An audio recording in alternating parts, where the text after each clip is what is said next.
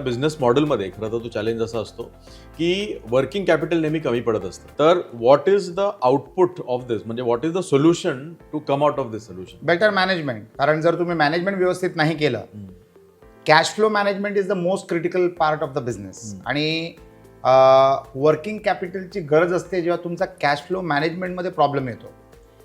कस्टमरकडनं recovery किंवा तुमची payment pattern कशी असते. बऱ्याच वेळेला काय असतं की स्पर्धेमुळे आपण क्रेडिट द्यायचा प्रयत्न करतो आणि क्रेडिट दिलं की हमखास आपल्याला वर्किंग कॅपिटलमध्ये प्रॉब्लेम होतोच होतो. Cash flow management is the key. कारण तुमचे जे एक्सपेंडिचर असतात त्यांना तारखा असतात. प्रॉफिट कुठे जातोय ना तेच कळत नाही लोकांना. तो प्रॉफिट हा मला वाटतं कुठेतरी असा लिकेज होत असतो. तर हा प्रॉफिट आहे ना, हा कंट्रोल करणं गरजेचं आहे.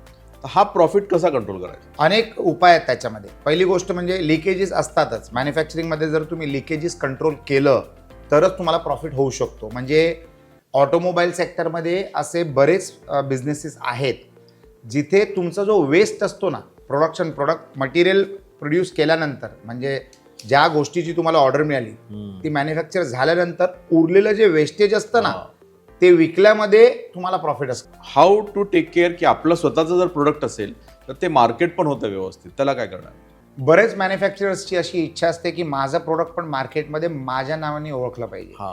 म्हणून मग ते करतात, असं सुरू करतात. पण तुम्ही जे म्हणालात ते अतिशय योग्य आहे. आयदर यू डू मॅन्युफॅक्चरिंग किंवा तुम्ही मार्केटिंग करा. दोन्ही करण्यासाठी तुम्हाला जी ताकद लागते, जी क्षमता लागते ना, ती फार वेगळी असते.